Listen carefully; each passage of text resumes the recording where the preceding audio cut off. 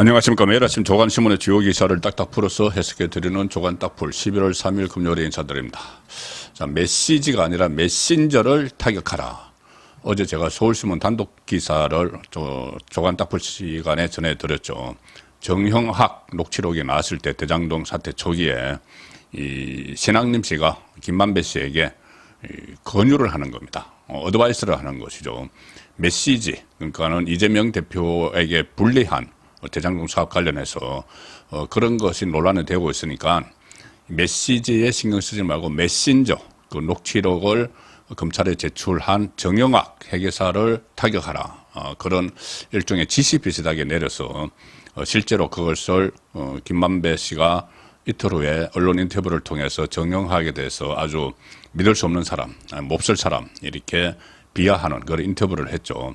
그래서 김만배, 신학님 이 두 사람의 관계가 그냥 신학님이 책값 3권 1억 6,500만 원 받고 허위 인터뷰를 뉴스타파에 전달해준 그런 청부업자 역할에 거치지 않고 두 사람이 거의 뭐 동업자 수준으로 대선 공작을 했다. 그런 의혹이 있다는 것을 어제 전해드렸는데 어제 그 기사가 서울신문의 단독 보도였죠. 근데 오늘도 연결된 기사가 서울신문 단독 기사로 보도가 됐습니다. 자, 서울신문 단독. 신학님의 100억짜리 언론재단 김만배 누나 접견서도 밝혔다. 그때 두 사람 관계를 이야기할 때 김만배 씨가 한국일보 계열사 선배인 그 신학님에게 그러니까 100억 원짜리 언론재단을 하나 제2의 언론재단 지금 언론재단이 있죠. 제2의 언론재단을 그 개인 자격으로 만들어서 뭐 법인으로 나중에 하겠지만 100억 원을 들어서 만들어서 신학님에게 맡기려고 했다 이런 보도들이 나왔죠. 자, 그런데 그것이 실제로 실행이 됐다.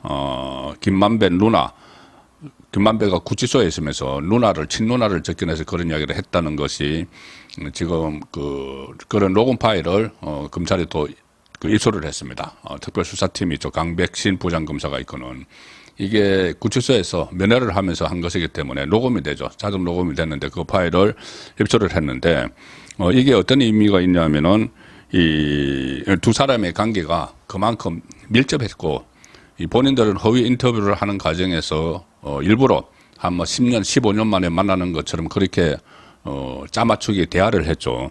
그런데 그게 아니고 이미 그 전부터 이 뭐 언론재단 100억 원짜리 만들어서 신학님이 운영하도록 한다. 뭐 이런 그 이야기대로 오갔다면은 그 허위 인터뷰 그 안에 들어있는 정말 10년, 15년 만에 만났다. 이것은 가짜가 되기 때문에 그 인터뷰 자체, 두 사람의 대화 내용 자체, 뉴스타파가 짜깁기를 해서 기사로 만든 그 자체가 가짜라는 게 확인이 되기 때문에 이 대목이 의미를 갖는 겁니다.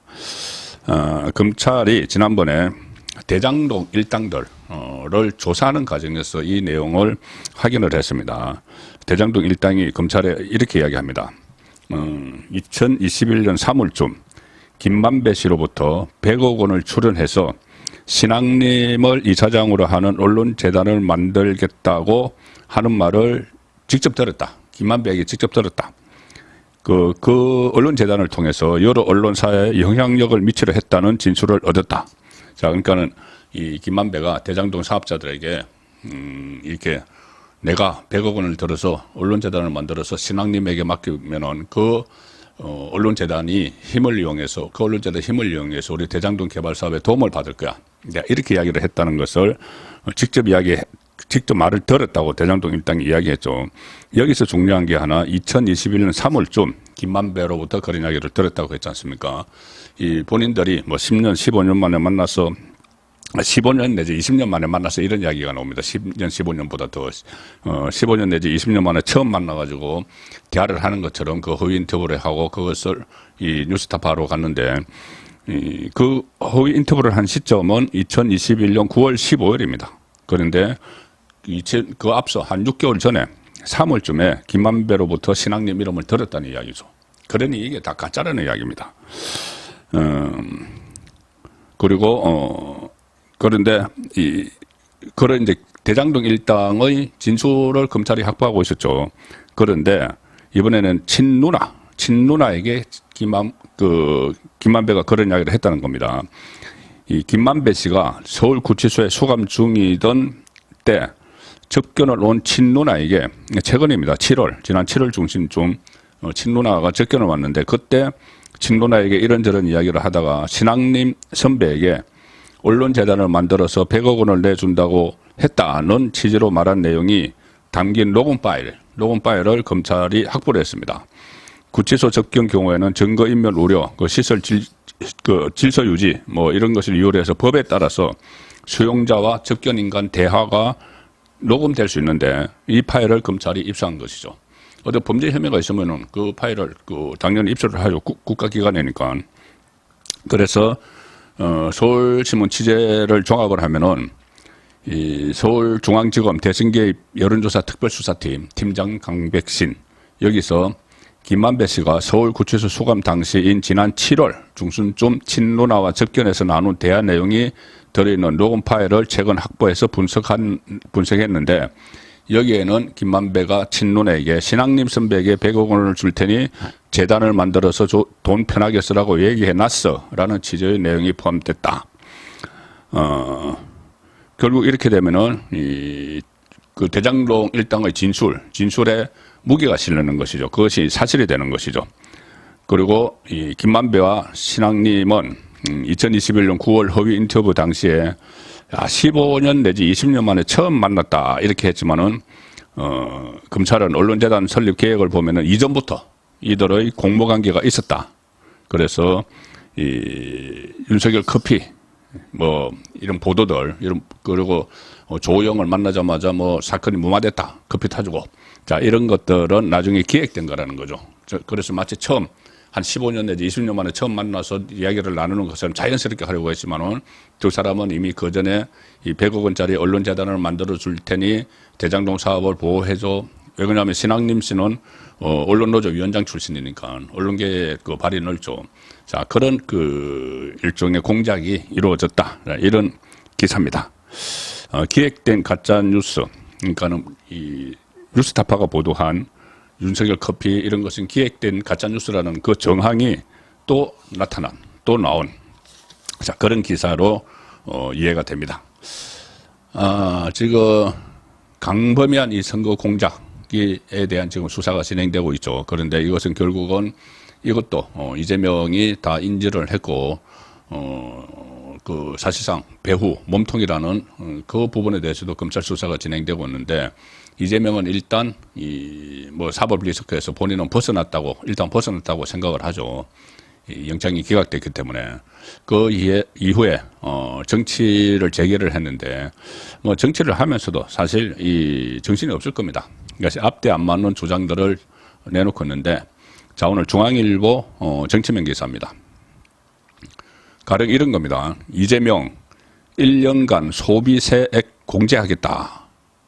그런데 당내에서는 세수 펑크 비판했는데 그러니까 앞뒤가 안 맞는 말을 하고 있다는 거죠. 민주당 내에서조차 그런 이야기가 나온다는 겁니다. 이재명이 어제 민생 경제 기자회견 이런 걸 열었는데 재정을 확대해서 성장률 3%를 달성을 하겠다. 재정을 확대해서 그리고 청년 교통 패스 3만 원 지급하겠다. 이런 여러 가지 예시를 했습니다. 이게 뭐냐면은 윤석열 대통령이 국회 예산안 시정연설에서 긴축 재정을 건전 재정을 계속 강조를 했죠. 그걸 반박을 하고 있는 겁니다. 반박을 하면서 여러 가지 이야기를 하다가 1년간 소비세액을 공제를 해주겠다 이렇게 이야기했는데 당내에서 아니 그동안 세수 펑크로 정부를 맹폭해왔는데 갑자기 이재명이 세금을 줄여주자. 이 세금을 줄여주면 세수가 더 펑크가 나겠죠. 왜 윤석열 정부에서는 세금을 제대로 안 걷어서 세수 펑크를 냈느냐 이렇게 막 민주당 주장해왔는데 이재명이 갑자기 세금을 더 줄여주자 이런 논리가 나오니까는 앞뒤가 맞지 않다. 이재명이 우왕좌왕하는 그런 한 모습이었습니다. 자 그런데도 불구하고 지금 이 민주당에서는 총선을 앞두고 이 자신감을 내뿜는 그런 소리가 들리기 시작을 했는데 물론 민주당 안에서도 이러다가 역풍마저 이런 분위기도 있지만 자 조선일보 정치면 기사입니다. 제목은 이겁니다. 대통령 거부권도 무력화 가능. 벌써 총선 200석 거론하는 야당. 자 총선 200석 전체 300석입니다. 3분의 1을 가져가겠다는 건데 역대 총선에서 이렇게 일방적으로 승리를 거둔 정당은 없었습니다. 개헌까지 할 수 있는 절대 의석이고 강서구청장 승리 이후 장담을 하고 있는데 야당 내에서도 헛된 망상 비판도 나온다. 민주당 사람들이 내년 4월 총선 목표로 200석을 말하고 있다. 지난번 총선 대승 때 차지했던 180석보다도 20석이 더 많다. 강서구청장 보궐선거에서 크게 이긴 여사를 몰아가겠다는 건데 당 안에서는 20년 집권 운운하다가 5년 만에 뺏긴 걸 잊었나? 그 이해찬이 20년 집권론 막 그렇게 했는데 5년 만에 정권 연장 못했죠. 자, 정동영, 오랜만에 이름 듣죠. 정동영 지금 민주당 상임 고문인데 지금 또 출마하려고 합니다. 정동영이 강주 방송에 나왔습니다. 강주 방송 KBC 강주 방송에 출연해서 이런 이야기를 합니다. 수도권을 석권하면 200석 못하리라는 법도 없다. 수도권도 준비되어 있다는 것을 석권될 준비가 되어 있다는 것을 강서에서 보여준 것이다. 그리고 민주당 안에서 선거제 개편 논의를 주도하는 이탄희는 MBC에 나가서 우리 당 최대 목표는 국민의힘을 100석 이하로 최대한 내리는 것이다. 두 자리 숫자를 내리면은 야권이 200석 이상 된다는 거죠. 그리고 민주당을 비롯한 범야권이 200석 이상을 얻겠다는 말이고 조국까지 나서서 그런 이야기를 합니다. 다양한 범민주 진보 세력 그리고 국민의힘 이탈 보수 세력까지 다 합해 200석이 되길 희망한다. 자, 이탈 보수 세력 이야기 나왔죠. 지금 신당 어쩌고 뭐 지금 그 국민의힘에서 뛰쳐나갈 준비를 하고 있는 유승민, 이준석 이 사람들을 이야기하는 겁니다. 자, 200석은 어떤 의미를 가느냐? 200석은 꿈의 의석이죠. 꿈의 의석인데 이것을 지금 꿈꾸는 겁니다. 200석 일단 법안 통과는 무조건 되고 개헌 발의를 할 수 있고 3분의 2니까 대통령 탄핵소추도 3분의 2 탄핵 발의도 할 수 있습니다. 마음만 먹으면 할 수 있는 절대 의석인데 정동영은 200석 확보를 가정해서 이렇게 이야기합니다. 대통령의 직권 남용 이런 명백한 법률 위반이기 때문에 소명되면 바로 탄핵이다.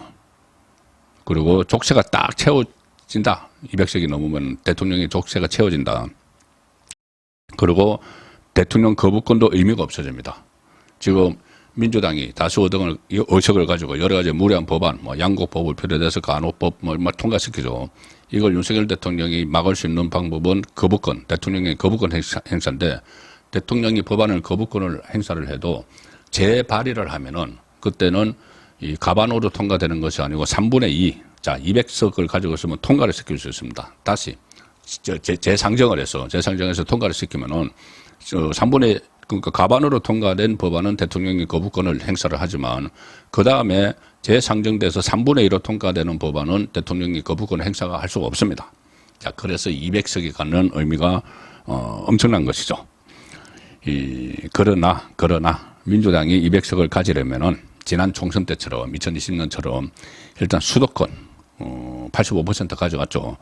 그다음에 호남, 충청을 거의 석권한다 해도 국민의힘 텃밭인 영남권 그리고 비례대표에서 지금보다 훨씬 더 많은 의석을 확보해야 되는데 이탄희는 이렇게 이야기합니다. 합리적 보수 세력의 출몰 자체가 어려운 일이고 이 진보 야당들과 협력도 어려운 데다 다음 총선에선 그게 가능한 상황이 벌어지고 있다. 정의당 등 범야권은 물론이고 여권에서 그런 데는 유승민, 이준석 신당과도 뭉쳐서 후보를 내면 가능하다는 이야기입니다. 이 합리적 보수 세력의 출몰 자체가 지금 어려워진 일이다. 그러니까 여기서 이야기하는 본인들이 이야기하는 합리적 보수 세력이란 건 뭐 유승민, 이준석 같은 이런 이런 사람들이죠. 이 사람들을 그렇게 지칭을 하는데 그 사람들이 당을 만들기 사실상 어려워지니까 그 사람들 유승민, 이준석과도 다 같이 뭉쳐서 다 후보를 내면은 가능하다 이 이야기입니다. 그리고 그 비례대표 부분에서도 이 민주당에서는 이른바 조국 비례당을 거론하며 비례 몇 석은 건질 수 있다. 이건 또 무슨 말이냐면은 지난번 총선 때 준연동형 할 때 그 비례정당용 비례대표용 정당에 나왔죠. 그래서 그때 이 최강욱, 김의겸 이런 사람들이 당선돼서 나중에 민주당으로 갔는데 그것처럼 조국이 그런 당을 만들어서 어석 몇 석을 가져가서 지역구는 후보를 내지 않고 그 한 5% 정도 받으면은 정당 투표에서 정당 비례대표만 내서 5% 정도만 받으면은 그때 3석을 가져갔죠. 자, 그렇게 하면 비례대표도 올릴 수 있다. 그러면은 이렇게 하려면은 지금 거론되고 있는 선거법 이런 이 준연동형을 없애버리면은 이런 비례 그 대표용 정당이 못 나오는데 그 협상도 안 하려고 하겠죠. 그냥 이대로 가서 자기들에게 유리한 방향으로 가져가려고 하는 겁니다. 그렇지만 이 같은 구상에도 민주당 안에서는 헛된 망상이라는 비판이 적지 않다. 요즘 여론조사 결과를 보면 서울지역 초선위원회 말입니다. 저번에 다 이겼던 곳들에서 박빙이거나 열세인 곳이 많다. 허황된 200석 얘기하다 총선을 거르칠까 걱정이다. 뭐 이런 이야기고. 자, 어쨌든 민주당은 이렇게 막 띄웁니다. 200석 하면은 우리가 모든 걸 다 할 수 있다. 완전히 윤석열 정부를 식물 정권으로 만들 수 있다. 이렇게 이야기를 하고 있는데, 자, 국민의힘도 지금 총선 체제로 들어가기 위해서 정비를 하는데 좀 진통이 이런저런 진통이 있는 것 같습니다. 그렇지만 그 진통을 조직을 정비하는 진통을 겪는데 상당히 유리한 그 수도권 최대 승부처 수도권에서 상당히 유리한 이슈를 하나 선점을 했죠. 바로 메가 서울, 메트로폴리탄 서울, 김포를 비롯해서 서울 인근의 경기도 지역을 도시들을 흡수를 해서 거대하게 만드는. 그러면 그쪽에 유권자들이 한 150만 명, 많게는 500만 명까지 막 보는데 거기에 대해서 그 호응을 얻으면은 수도권에서 이길 수 있다. 과거에 뉴타운 그 이명박 정부 때 그때처럼 이길 수 있다 이런 이야기인데 본격적으로 일단 이제 중앙일보 그 국민의힘에서 띄우고 있습니다. 중앙일보 기사를 중심으로 소개를 간략해드리겠습니다. 중앙일보 사면 메트로폴리탄 서울 파장에서 여당은 메트로폴리탄 서울 턱이 띄었다. 특별위원회 위원장인 오선 조경태. 자, 조경태 영남인데 왜 여기 띄웠을까? 위원장을 맡게 했을까? 일단 수도권 주민 편익 개선 특별위원회 이런 것을 발족을 했습니다. TF 당초에는 TF 태스크 포스였는데 특위로 격상을 했죠. 그래서 앞으로 정책을 이제 구체화해 나가는데 이 조경태를 위원장으로 띄운 의원은 조경태 의원이 이 토목공학 박사 출신입니다. 도시계획을 전공한 토목공학 박사의 오선을 역임하면 다양한 상임위를 거쳐서 조정 능력이 뛰어나다.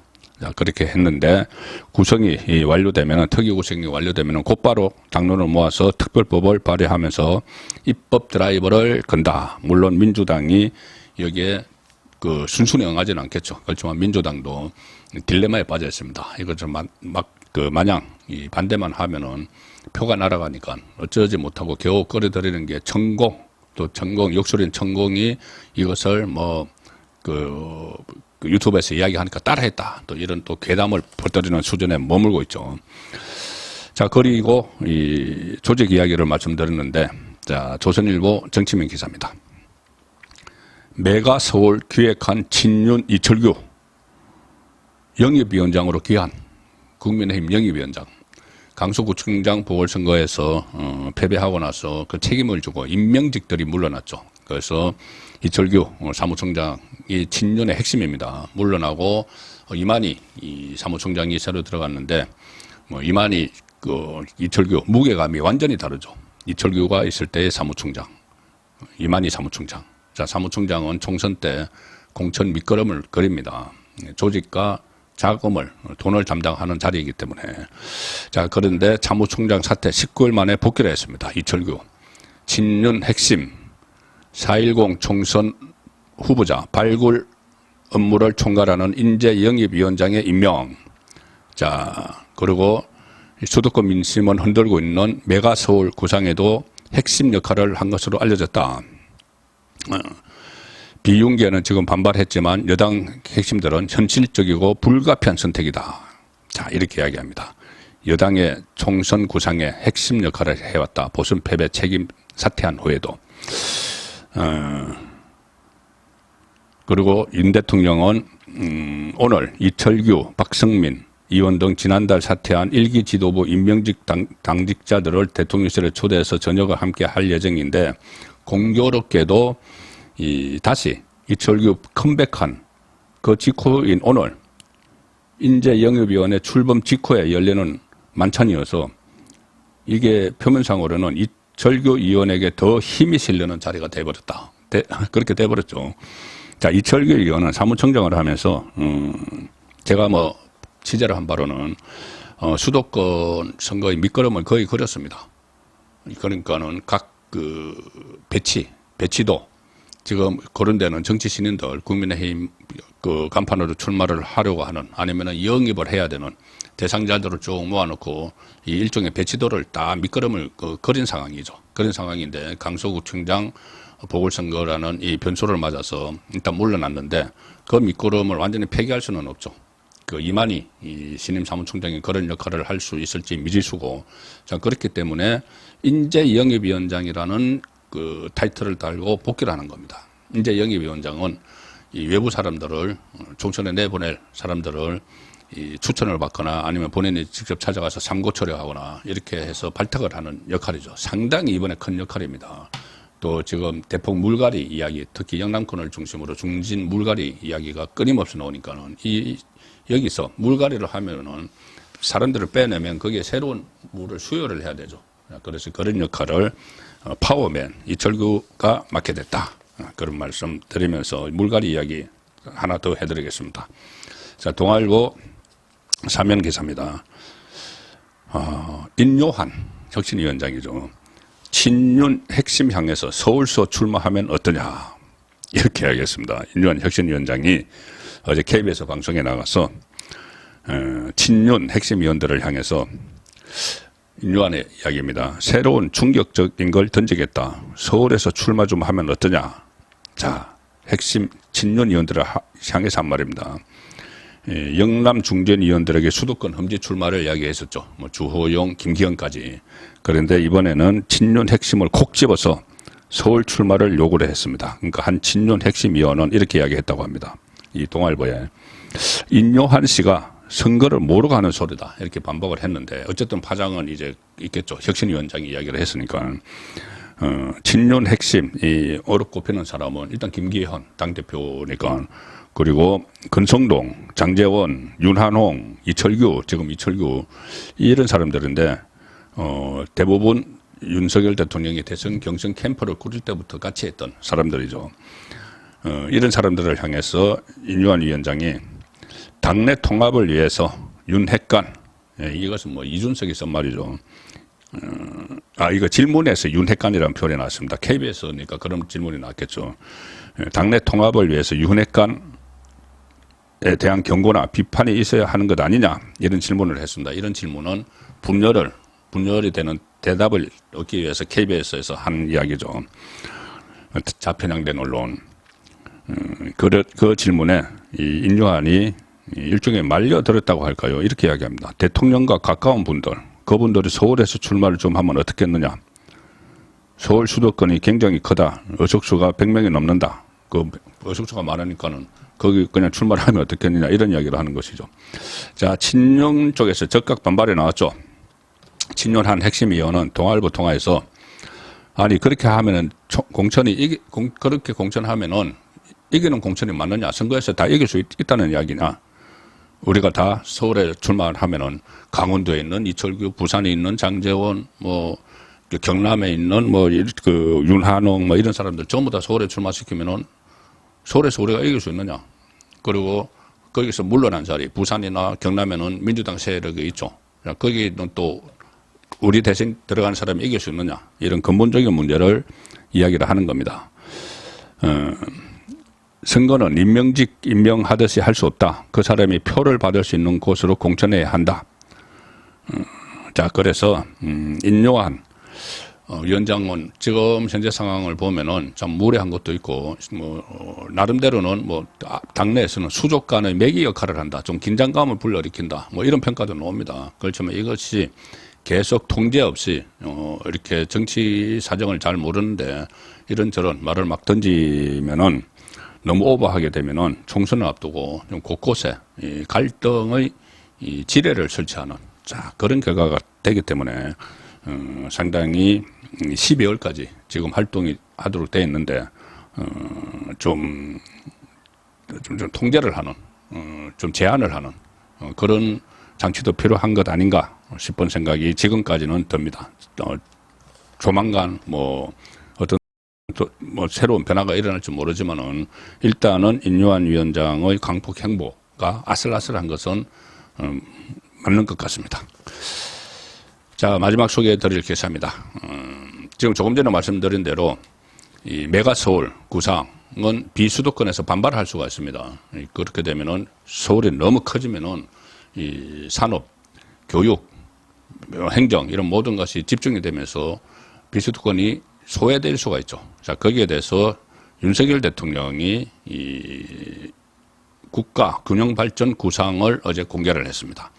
자 조선일보 1면과 3면입니다. 1면 톱기사는 K-팝 고등학교, AI 고등학교 지역 원하는 대로 세운다. 윤석열 정부 지방균형발전 계획을 어제 발표를 했습니다. 전국 곳곳에 교육발전 특구를 도입하겠다. 교육 때문에 수도권 올 필요 없게 지역 명문고를 육성을 하겠다. 그리고 취업도 연계시키겠다. 이런 구상을 발표를 했습니다.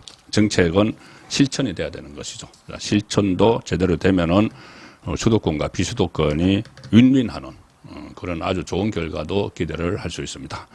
11월 3일 보내드린 조간 딱풀이었습니다.